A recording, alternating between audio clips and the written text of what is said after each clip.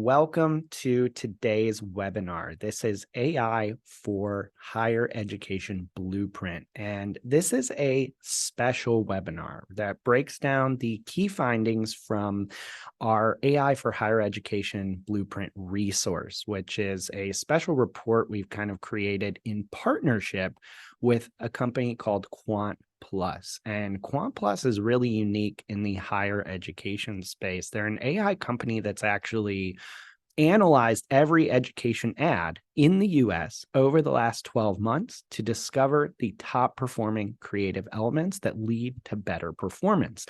And what they do is they give customers this intelligence in the form of highly detailed reports that break down exactly which elements you should be including in your own ads to get the best performance. Now, in the report and in today's webinar, we're actually going to have kind of a discussion about how AI is impacting higher education. And boy, are there plenty of ways that that's happening, because AI is really having a huge impact on how educators are doing their jobs, how students are learning.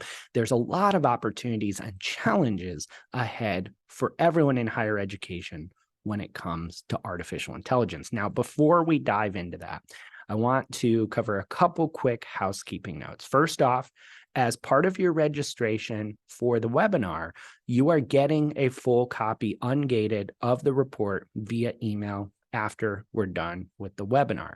However, we are also going to provide a link to you towards the end of this deck to download the report on your own if you want to get it a little earlier.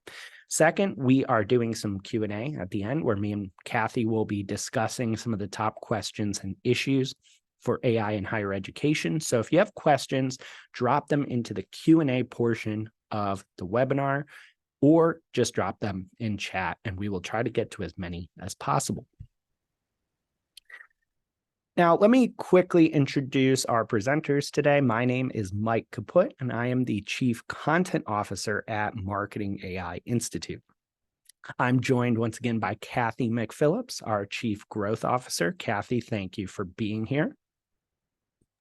Absolutely. I'm on mute because I'm chatting with people so I don't want to interrupt, but yes, I'm happy to be here as always. And we're glad to have you. Now, there's probably a ton of new people on today's webinar and frankly in our audience generally over the last year or so. So I wanted to take a quick minute to introduce you to what we do here at Marketing AI Institute.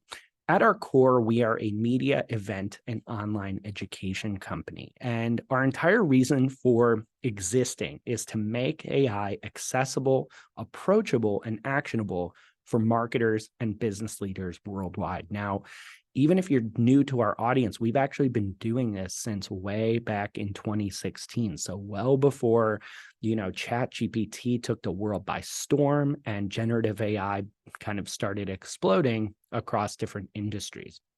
Now, we are actually not machine learning engineers or data scientists. We're marketers and business people by trade.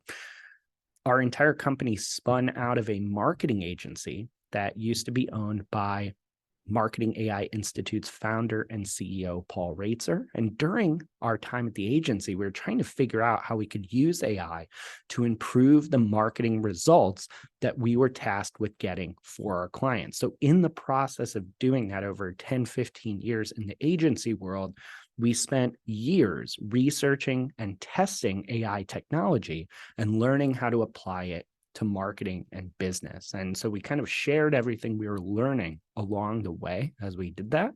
And that's how Marketing AI Institute was born. Fast forward to today, and we're an industry-leading source of AI education. We're actually on track to have about 400,000 people or so visit the site this year.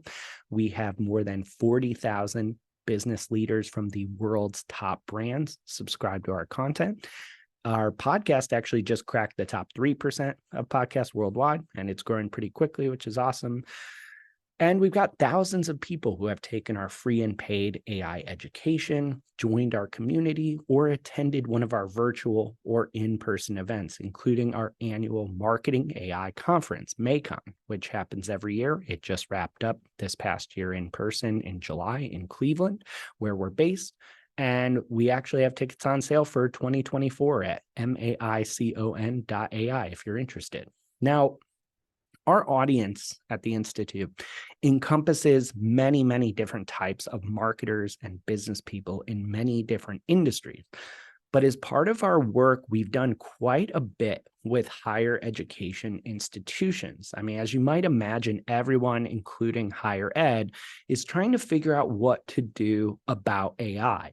So our courses, the book that myself and our CEO co-authored, Marketing Artificial Intelligence, and our perspectives and speaking engagements have been used by a number of different universities to inform their curriculums and their plans moving forward. So that's actually why we wanted to create the AI for Higher Education Blueprint. It's a way to scale up and try to reach as many higher education institutions as possible with actionable and helpful guidance on AI, because it could not be more critical for educators everywhere and institutions to figure out how to harness this technology for the good of their institutions and of their students.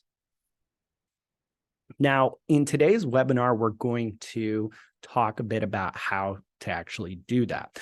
We're going to run through a ton of material in the next 40 or so minutes here. We're going to talk about what your AI opportunity is as an educator or a marketer, administrator, or other professional in higher education. And we're going to break this down by different areas that are relevant to higher education professionals. We'll talk about how AI will eventually empower administrators, how it can be used in marketing and admissions, how it will empower educators, and ways that it might change the student experience for the better. We're going to wrap up with some tips on how you might want to start implementing AI in higher education, and end with some Q&A and discussion. So I do want to emphasize this is just such new territory for everybody that throughout the blueprint, throughout this webinar, we're really trying to start a conversation among higher education professionals about how questions to be thinking of, topics to consider as AI takes the world by storm. You know, no one has all of this figured out, so we're trying to bring together really smart people to ask the right questions and have the right conversations when it comes to AI in higher ed. And Mike, I was going to say that, there are so many educators on this webinar right now. So if there's things, Mike and I work for the Institute, we're not in education. So we've done interviews and written this report and everything that we've done. But if there are things that you have been doing that you have any commentary or any experiences to add, please throw them in the chat, or please connect with us after. We'd love to keep that conversation going and learn from you. Absolutely. So let's talk about you and your AI opportunity as a higher education professional. So to understand how higher ed might impact higher education, or how AI might impact higher education rather, it really first helps to understand what we're talking about when we actually talk about artificial intelligence. So when we ask ourselves, what is AI? Unfortunately, if you ask 10 different AI experts, what is AI, you'll get 10 pretty slightly different answers. Our favorite definition actually comes from a guy named Demis Hassabis, who co-founded a company called DeepMind that Google bought and incorporated into its organization. So essentially, Demis today heads up AI at Google and is the backbone of everything they're doing. Demis says that AI is the science of making machines smart. Now, to simplify that definition even further, you can substitute the word machines for the word software. Moving forward, all of us are going to experience increasingly powerful AI through increasingly smarter software. All the tools that you already use, the tools you adopt moving forward that have AI, they're all going to be much, much smarter than what you're used to today. By smarter, we mean your software is going to learn and adapt. It's going to be able to make recommendations and make predictions. And it's going to be able to build plans, strategize, and do all sorts of things that traditional software cannot do. When we talk about traditional software or non-AI software, we're essentially just referencing the tools and technologies over the last 2 decades we've all used to do our jobs. That's been really helpful to automate and speed up human labor. But historically, traditional software, has only done what you tell it to do and nothing else. It doesn't get better. It doesn't get smarter. It doesn't augment your human intelligence in any way. The only way it gets better and smarter is if you personally get better and smarter. Now, that is not at all the future we're headed into with artificial intelligence. So you can think of AI as this umbrella term for all these tools and technologies that make machines, that make software smart. The primary subset of AI is machine learning. So data goes in, a machine learns from that data, and then it improves its outputs based on what it's learned. So as one really concrete example, let's say you're sending an email to 10,000 subscribers. Typically with traditional software, the software automatically sends that email to everyone, makes your life easier, but then it's done. Nothing else happens. You do all the work. The software then makes the final part of this easier by sending out a mass email. With machine learning, however, if you apply machine learning to the data generated by that email sent, data can be things like opens, clicks, engagements, conversions. The machine can actually learn from that data what works and what doesn't, and make the next email send smarter. Machine learning is literally the machine learning from different types of data in order to get smarter and to improve its ability to achieve goals. Now, another term you'll hear is deep learning. Deep learning is the process of giving machines human-like capabilities. This is where a lot of the more recent advancements in AI that we're all hearing about, like with generative AI and ChatGPT, have really come from. This ability to give machines the capabilities to write, to talk, to listen, to read, to understand, etc. Now, deep learning is what powers generative AI. In the last decade, deep learning has been quietly advancing, so often behind the scenes, to the level that within the last 12 months or so, we have this explosion of generative AI applications and models. Now we can actually use AI to do things like write for us, to generate content, to draw, to create images, to create audio, to code. So when we think about how do we use these tools, how should we start thinking about use cases? Before we get into specifics, kind of a framework to think about our three core applications of artificial intelligence. The first is prediction. So AI tools are largely prediction machines. They are using data to predict future outcomes. You can see an example of this here with a tool called Persado. Persado uses AI to understand which types of language each individual reader is motivated by, and then tailors a generic message or ad to that specific type of language. So it's actually trying to understand what motivates, say, Hannah versus what motivates Chris. So different types of language and words may cause different responses. Now, within prediction, you may hear about things like forecasting, pattern recognition, personalization, and of course, recommendation engines. So Amazon being the primary example where we are using historical purchase data to predict what you might want to buy next. Another core application of AI is vision.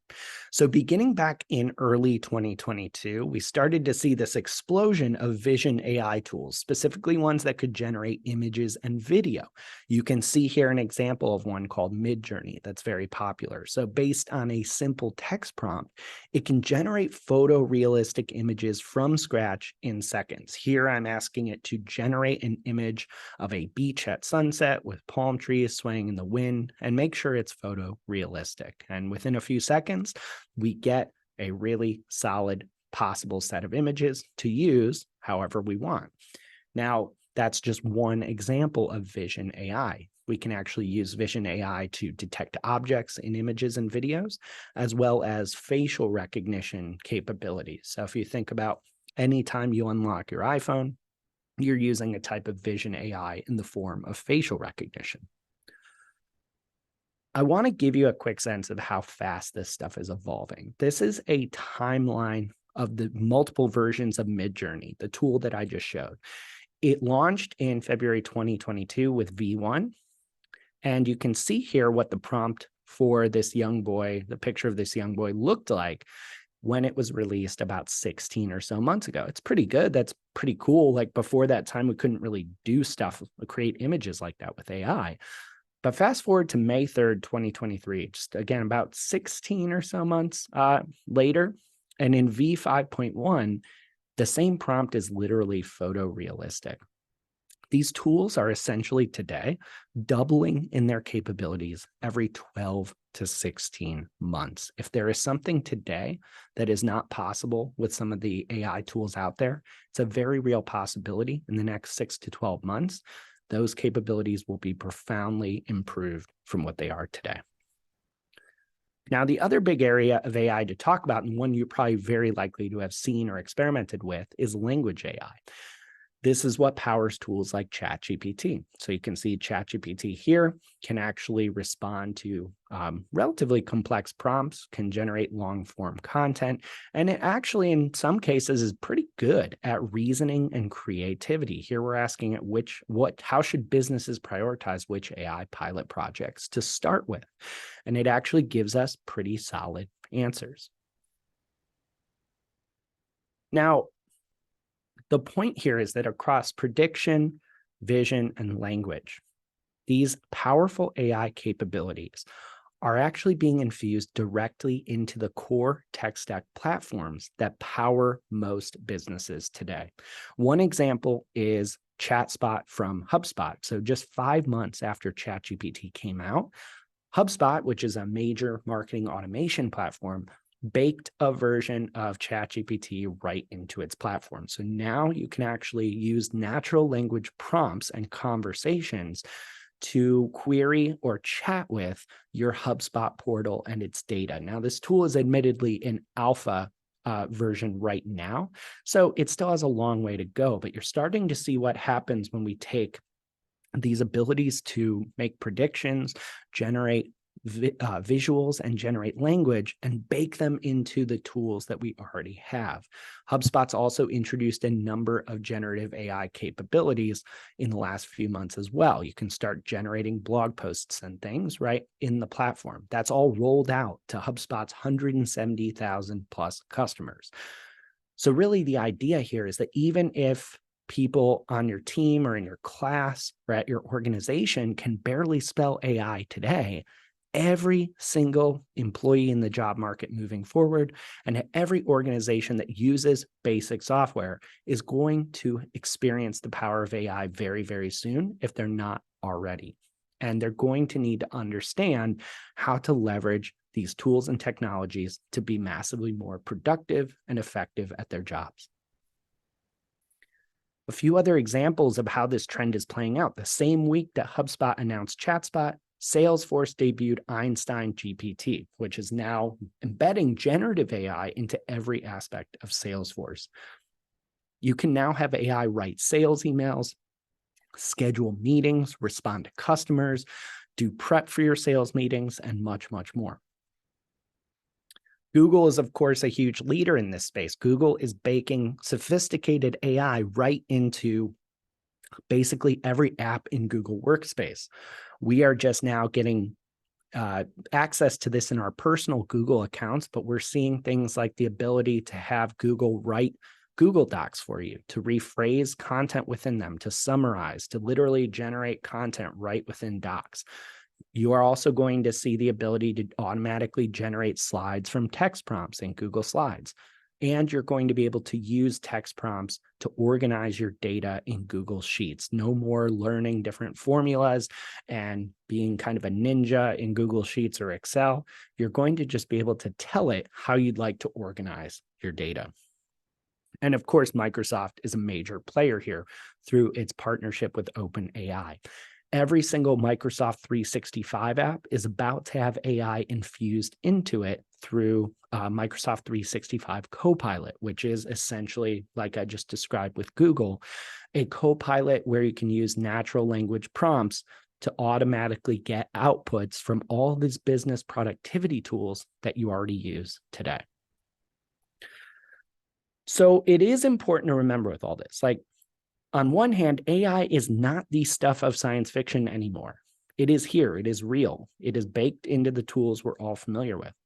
But it also doesn't mean it's omnipotent and infallible. So in higher education, as you're kind of approaching this stuff and your students are asking about it and their parents are asking about it, we want to be realistic a bit about its capabilities and its limitations. So for example, in higher education today, AI can already do really interesting things like pre-optimize your advertising creative. You could literally break down performance data across your industry and start your ad campaigns with ads and creative that you know has the highest chance of working. We can generate written audio, image, and video content at massive scale and much, much faster than humans. We can already detect patterns such as words and phrases, say, that correspond to the highest converting alumni donation campaigns. And we can use these patterns to predict which words and which phrases will work best moving forward. And we can do things like analyze and synthesize all different types of information. So in higher ed, you might synthesize student course surveys and summarize the topics that students are struggling to grasp. These capabilities already exist in plenty of AI tools out there. It's just a matter of being creative and strategic enough to start applying them to different higher education specific use cases. Like, I think for those middle two bullets, we talk a lot about all these amazing things that AI can do. I think a lot of it comes down to our plates are full. We have so many things going on, and sometimes just doing things faster is enough. And it does, just finding one particular use case and saving a few hours, that you can create all that content, produce all that content, but just being able to do it in a scalable way is actually really important. Absolutely. And, as we are kind of considering all these possibilities here, I mean, in talking about how fast AI is progressing, it is important to understand that there's plenty that AI can't or shouldn't do today. I mean, it cannot, as of today, make independent decisions, enforce ethics, or have really its own opinions. It's limited to the data that it's trained on. It also cannot today, at least, perform beyond what it's asked to do. I mean, it's not going to just teach itself a subject without being asked. However, it can continue to execute tasks that it will do indefinitely, if not instructed otherwise, in some of these personal agents that we're starting to see that are autonomous coming out. And of course, AI should not run unassisted. I mean, there always has to be a human in the loop with these tools, no matter what we're talking about or what use case we're applying AI to. I mean, I think everyone has seen horror stories of, ChatGPT and other AI tools producing false information, having misguided findings. They require oversight and guidance. And it's also important to know that artificial general intelligence, AGI, which is a really, really broad and nebulous term, which we kind of would say is AI capable of fully replicating human intelligence. Some people are worried it will exist someday. Some believe it will never happen, but it doesn't exist today. So there's a lot of debate over what will happen there and how that could look. But really, we're not talking about essentially the Terminator anytime soon here. That being said, I do want to emphasize that regardless of the limitations today, ChatGPT and all these other tools and technologies are already disrupting business, education, and society. And they're all the least capable AI any of us will ever use. It is still day one in the world of AI. From here, you can start expecting a rapid and likely exponential rate of change in the technology that you use every day to do your work and achieve your goals. Now, I get that can be a bit intimidating on one hand, but on the other, it does present huge opportunities in higher education to make everything better and smarter. Now, within higher education and marketing and business at large, AI can do things like deliver the personalization and experiences that modern consumers expect. And keep in mind, modern consumers comprise also modern students. AI can help us do things that were previously unimaginable when it comes to creativity. I mean, it would have been unthinkable 16 months ago to be able to create photorealistic images, for instance, from scratch. And also, AI can drive the efficiency, revenue growth, and profits that leadership demands, even in higher education, the outcomes, the KPIs, the things that are important to keeping the doors open, and frankly, the things that will be important for your students' employers when they're looking at them as candidates or as high-performing individuals within the private sector. And this is not aspirational. In marketing alone, we're already seeing widespread AI usage. Now, this chart comes from our 2023 State of Marketing AI report that we just released. We surveyed over 900 marketers about how they understand and use artificial intelligence.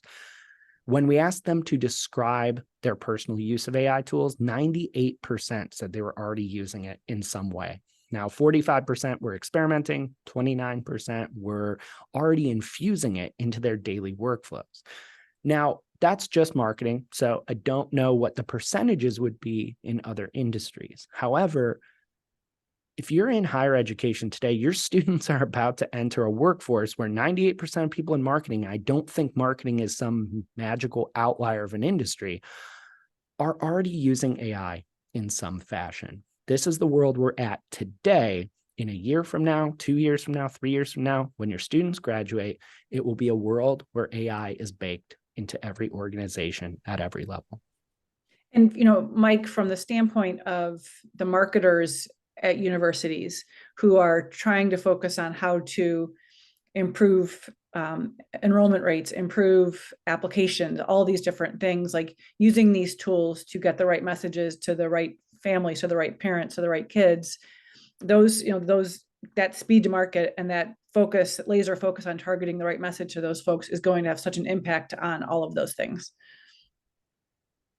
Absolutely. I mean, the results that we're already seeing and we'll talk about this actually in a couple of slides here, how educators are already using this stuff, but also just the potential. And that's kind of what we're about to dive into here is ideas for how this stuff can be used. I mean, it's still so early, but the potential benefits of applying the existing tools and capabilities we already have to aspects of higher education is honestly monumental. And it's one of the reasons that we kind of expect 80% of what knowledge workers do every single day will be intelligently automated by AI to some degree in the next 1 to 2 years. Now, that doesn't mean 80% of jobs are getting wiped out by AI. It just means that given all the examples I showed and kind of where we're going, we're quickly approaching a world where we have affordable, accessible AI technology that can automate or augment 80% of the cognitive work that we do as knowledge workers. That's going to have a monumental impact on how we work, how we train people for the workforce, and just how we view our careers, our roles, and our value as knowledge workers. And I think this is really where the AI opportunity comes in. The technology is already here. It's already being adopted. It's only growing more powerful by the day. And the institutions, the organizations, the professionals who embrace it have the best chance to create massive opportunities for themselves and their colleagues in their careers and at their institutions, as well as for the students that they serve. So let's look at some ways you might start thinking about leveraging AI in higher education. So first off, let's look at how this could impact administrators. In administration, there are a ton of different ways and a ton of different questions administrators may want to start asking and thinking about when it comes to artificial intelligence. So AI today has the capability, applied in the right way, to do things like identify and recommend proper enrollment numbers to inform acceptance rates and expected graduation rates. This is a prediction that we would be making about that type of data. So we've seen that's one of those core applications of AI. We can do things like try to optimize resources, everything from class size to on-campus electricity usage. Now, that's not, that's probably a little forward thinking, but the idea here is that these are ways that, given what we know about core applications of AI, that may be coming to a university near you sooner than you think. We could do things like better predict these student profiles. most likely to attend your school. I mean, people are already doing this when they're trying to hire candidates in the workforce. They're already using AI-powered tools to start understanding, predicting who is a better fit for our organization. The same logic can apply to enrollment in higher education. This could also inform course offerings, faculty decisions, and recruiting budgets. So that raises a lot of questions. Like when we think about how AI is going to affect academic programs and policymaking, administrators are really charged with kind of figuring this out and presenting that top-down vision for their institutions. So when you consider all your programs and policies as they relate to how AI is going to change things, here are some maybe important questions to start considering as you ask about your offerings and your own institution's competitiveness. You might want to ask which degrees and courses are going to thrive, given everything even we just talked about in this webinar. There's clearly going to be areas that AI is going to change how skills are developed and how value is created in certain professional areas. How well are your programs and curriculum designed to keep pace with job market needs and student expectations? Ask questions like, how much will AI skills and knowledge be weighted in hiring decisions? And that can include both in your own university and also for your students trying to get jobs. Administrators are also going to have to deal with the fact that students are going to have a ton of questions.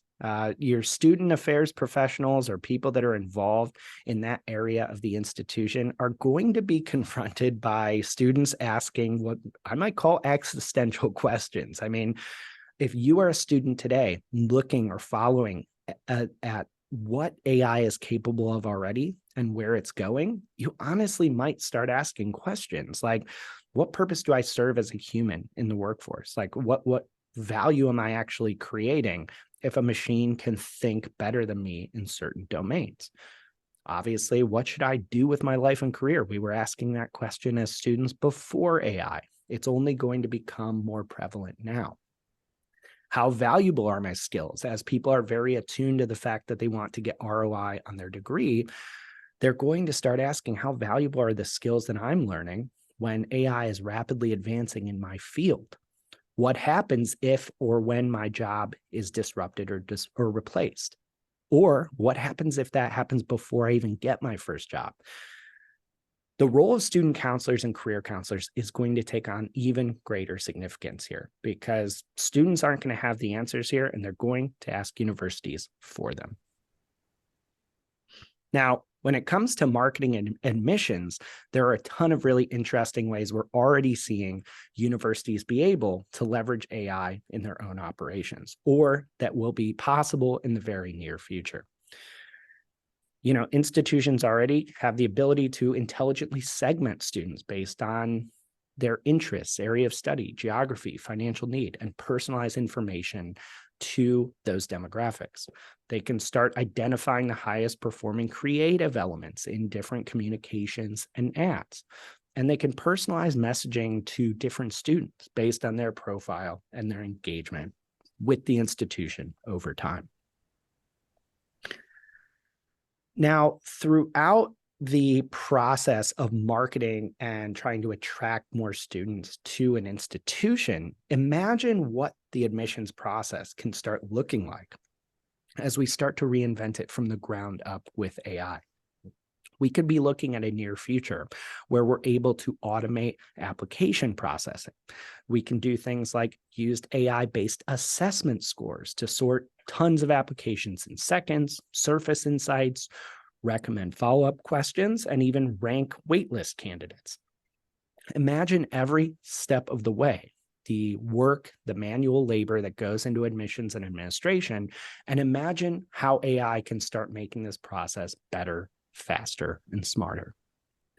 Mike, this was like 4+ years ago, when my daughter was applying to schools. She went to, to actually where I went to school to go do a tour. And within, a week, she was getting more information saying, you should come here. Here's all the solicitations, here's all the materials.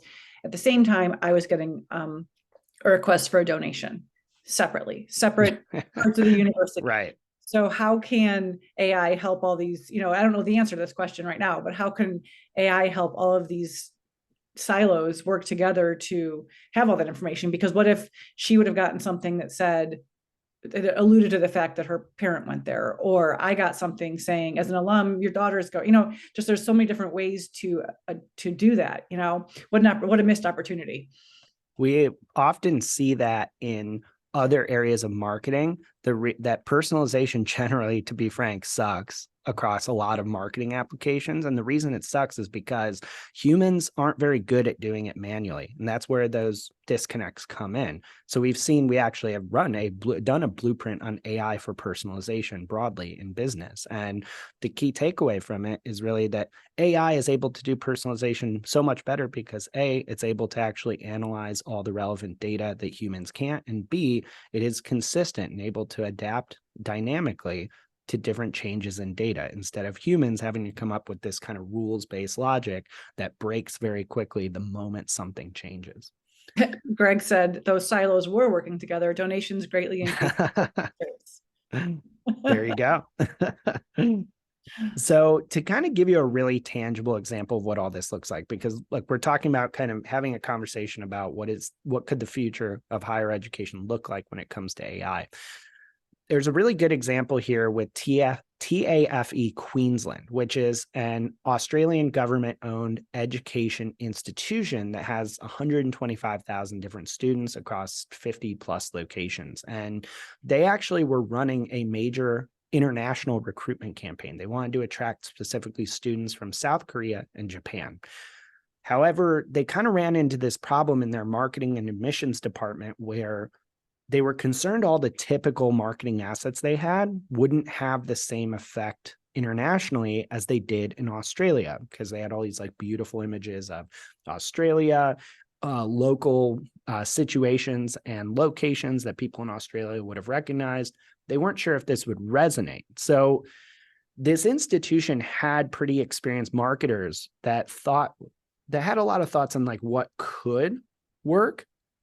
But really, at the end of the day, they were kind of just going with their gut and making assumptions about what they thought was appealing from their own perspective.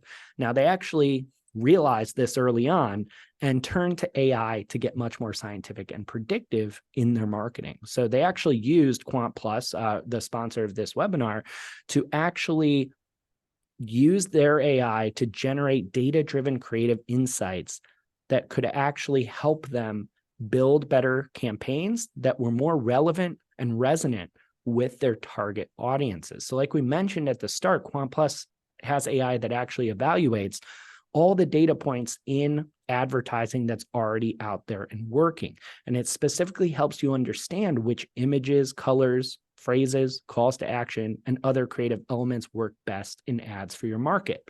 So TAFE Queensland actually used their report from QuantPlus to determine the precise differences in visual elements and ad copy, and there were many of them, that Japanese and South Korean markets tended to prefer.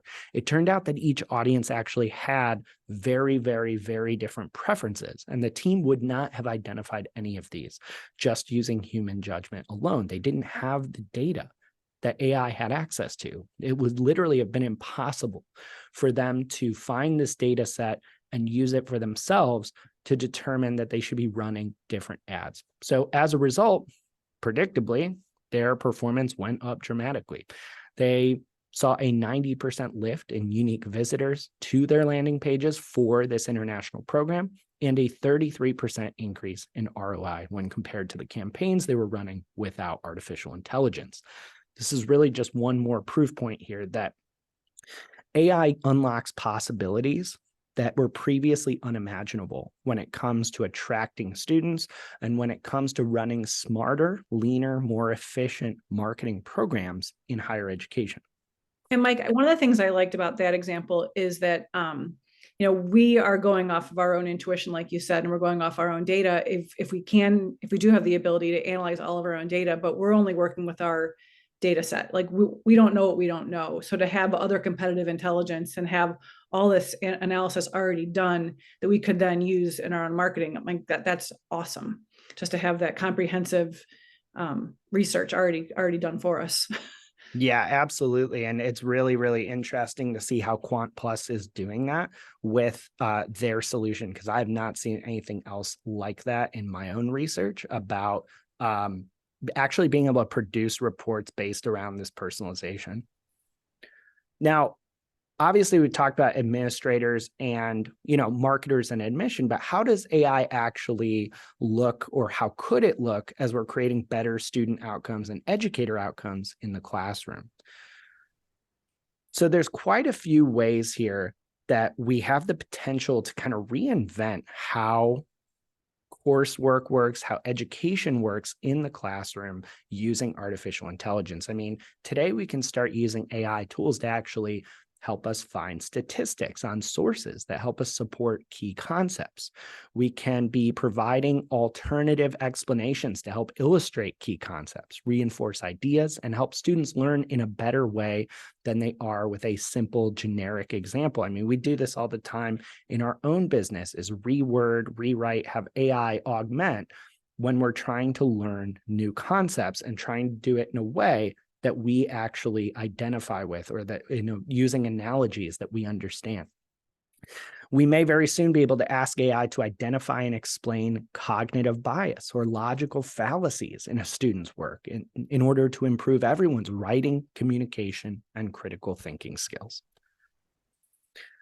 If you are a publishing scholar, AI could also be the ultimate research assistant. It can do things like help you find patterns, follow trends, and surface insights from huge data sets. We already use it today to transcribe a ton of audio and video interviews. It can then extract things like key concepts, common themes, outlier opinions, even across your primary and secondary sources. And we can be using AI to actually search databases or run statistical analyses of data and generate visualizations to help interpret the results. Now, depending on how comfortable you are sharing your data with a tool like Code Interpreter from ChatGPT will actually automatically visualize data for you and help you analyze it at a pretty solid level.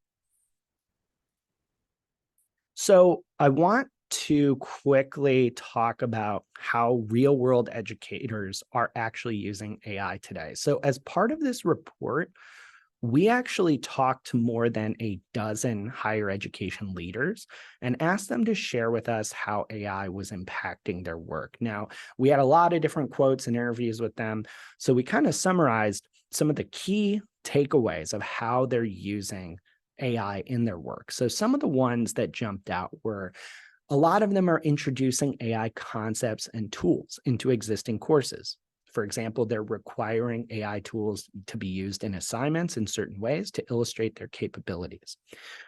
They're actually creating new coursework designed to teach AI and its applications.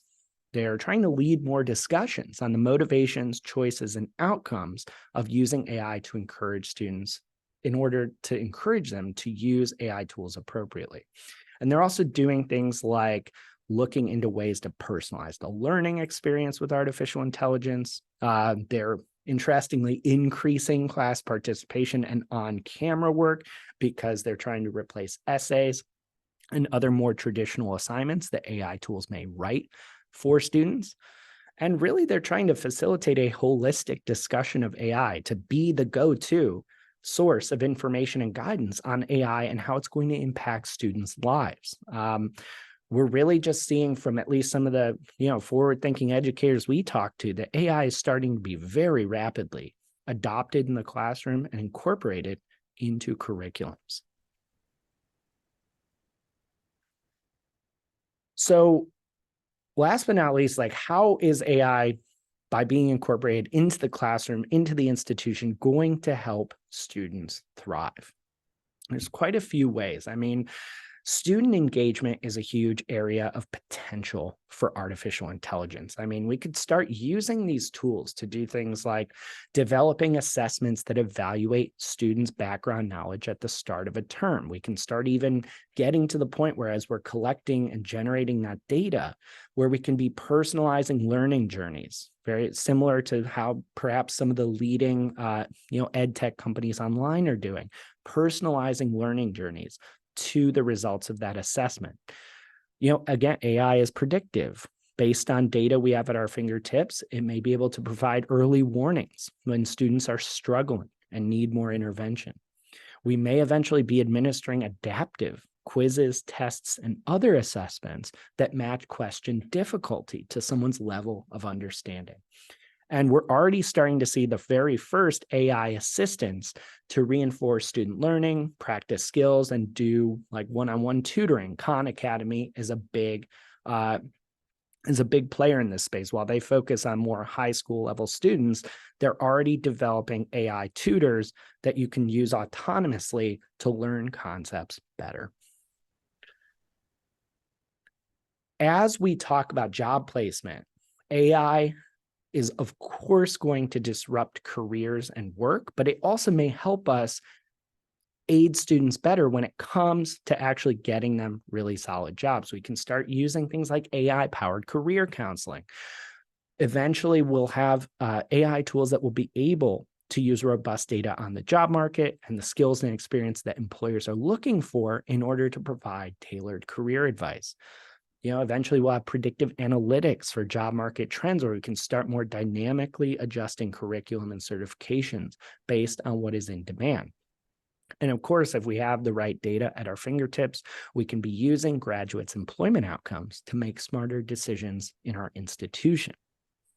Mike, I don't know if I ever told you this story, but I was talking to a student back in April who was a graduating senior, and he took his resume and he put it into an AI tool, and he was then bringing in some job postings, and he was trying to figure out, what is the likelihood of me? Am I qualified for this? Which one do I have the best chance of getting? So he was taking this list of 50 jobs and kind of prioritizing it and saying, here's the ones I'm going to focus on the most. I'm still going to apply to as many as I can. Wow. It helped him rank order how he should be approaching his job search, which I thought was pretty amazing. That's a really, really smart way to do that. I love it. And you might want to start thinking about, how can AI be used to engage and support alumni? I mean, we have so much potential for AI-driven networking and mentorship, fundraising and alumni support, and also providing more lifelong learning opportunities through AI. Not only have we talked about using AI to more personalize communications to prospective students, but we can also start giving alumni more tailored support and give them more ongoing education to remain in our ecosystem and as part of our community. All right, so as we end up here, and before we dive into Q&A, I just want to offer a few quick hitting tips on how to start implementing AI in higher education. Now, it can really seem daunting, like everything that we've just went through and all the possibilities and all the realities, but you can start pretty small when it comes to change.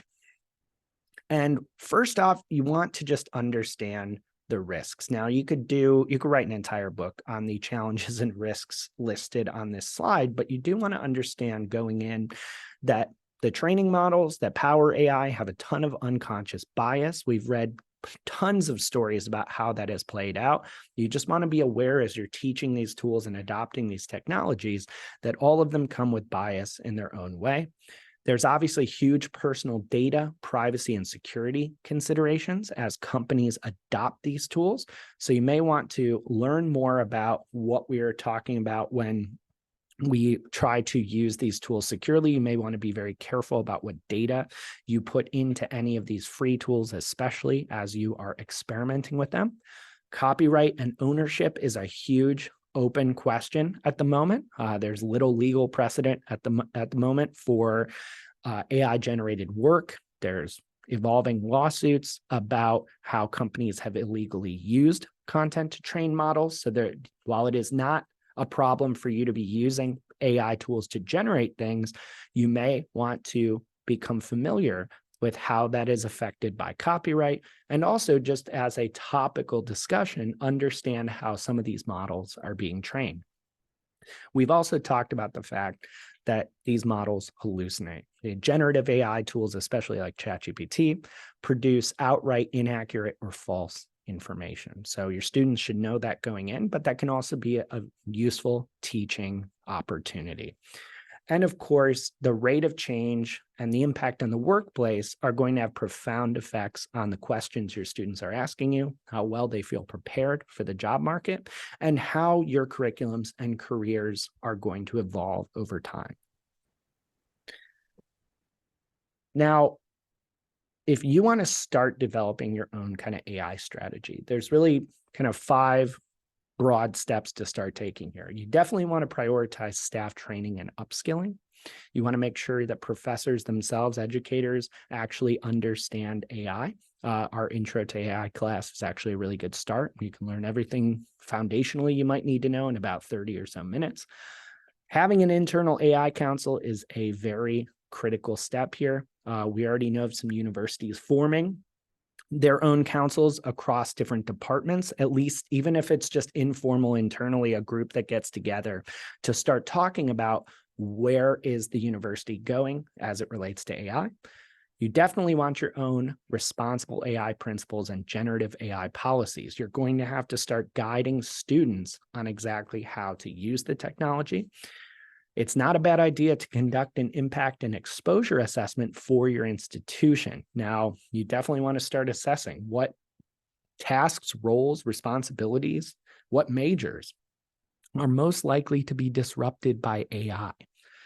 And last but not least, you definitely want to have an AI roadmap for your university. So using what you've learned from those previous 4 steps, you definitely want to have short-term and long-term plans to adopt AI and respond to students' uses of AI in a formal document that outlines the way forward. All right, so some final AI considerations here. These are some questions you may want to ask yourself as you move forward in your journey with artificial intelligence. I won't list out all of them, but just I'll pause here for a second, read a couple of them so you can take a screenshot if you like. Again, the slides will be provided as well as part of the email that goes out after this webinar. But you want to start asking about where could our organization benefit from increased productivity or efficiency? That might be a good place to start applying artificial intelligence.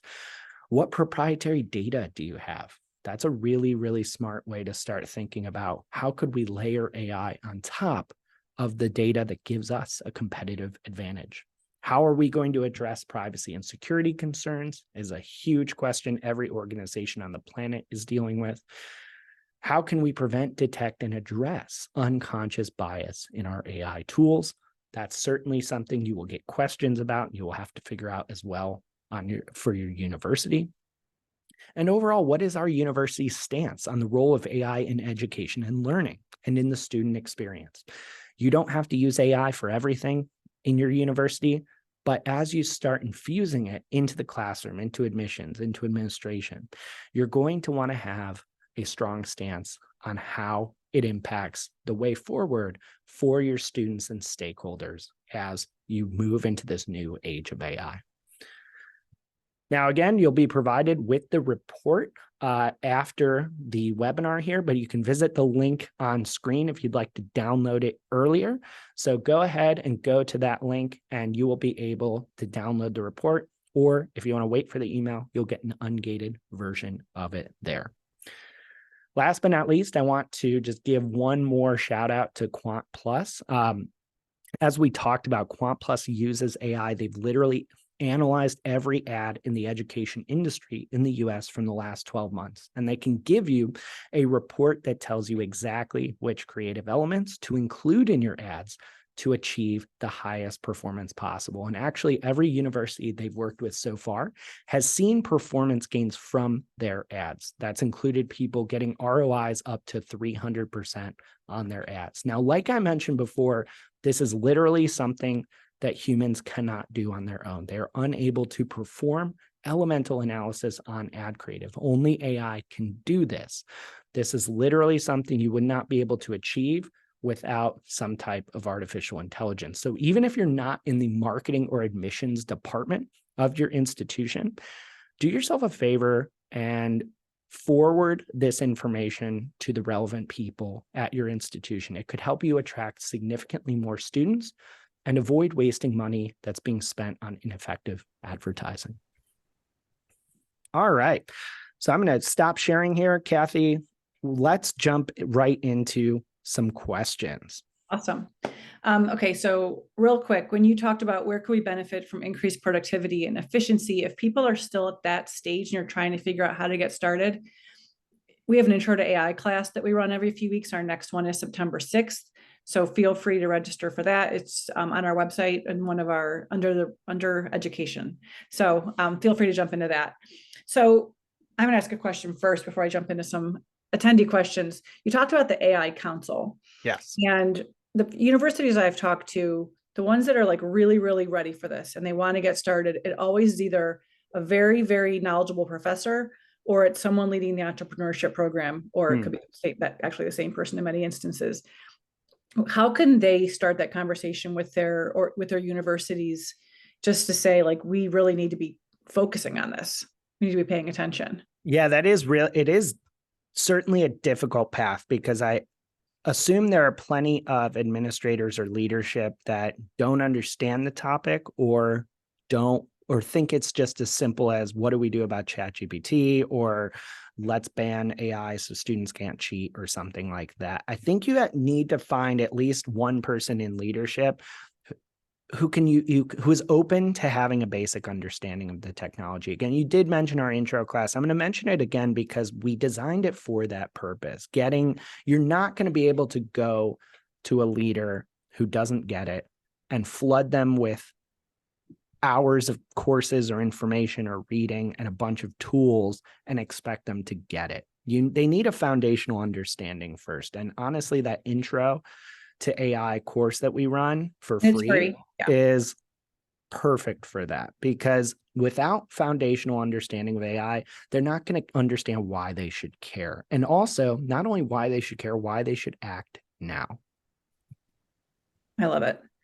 So I'm just going to, this is not a question, but this is something, if everyone didn't read David's chat message, he said in his marketing class, we are having in-class exercises where we let half the class use ChatGPT while the other half has to use their own gray matter. We then compare and contrast the results to learn the advantages and limitations of software. Like sometimes it's as easy as that. I mean, it's not an easy assignment, but it definitely is very logical and very practical for these students and for these educators to really see the outputs of, that's a great way to. Yeah, that's such a good idea. I love that.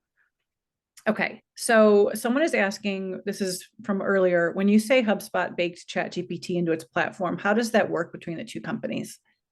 Yeah, so I don't know exactly how ChatSpot was built from the ground up, but they're basically using, generative pre-trained transformers, which is technology behind ChatGPT, to do the exact same thing in ChatSpot. So whether they're licensing the model from OpenAI or using an open source version of the model, which is also possible. I would have to ask their engineers how that was built. There's plenty of ways that you can be using the underlying models that power these types of tools commercially without any conflict or issue. Got it. So when you talk about the data and analysis side of things, how can we as humans, as the marketers or the educators or whomever is analyzing that data, what can we do as best we can as humans to avoid bias? Well, unfortunately, a lot of the bias sometimes ends up baked in already because a lot of these tools that you're going to use, you're not the one building the model for it. You may in some cases, in which case that would be a question I would say, find someone in your university who works in the computer science or data science areas of your university to help you walk through rigorously and mitigate bias, because it's not just sitting here and saying, I wonder how this data could be biased. There's actual techniques that you can be using there. However, when it comes to tools you might be buying off the shelf, you have to ask a lot of serious questions of vendors, I would say, if you can, or at least read up on some of the bias issues with the tools, because in some cases, you're not going to be avoiding it. You're going to be understanding it's already there and mitigating it and accounting for it on the outputs you're using. Right. Well, it is 1 o'clock. It is the top of the hour. So I think we're going to end this today.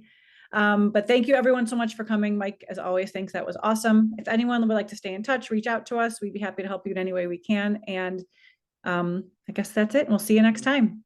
Awesome. Thank you, Kathy. Thank you Thank so you, much. everyone, for your time. Bye-bye.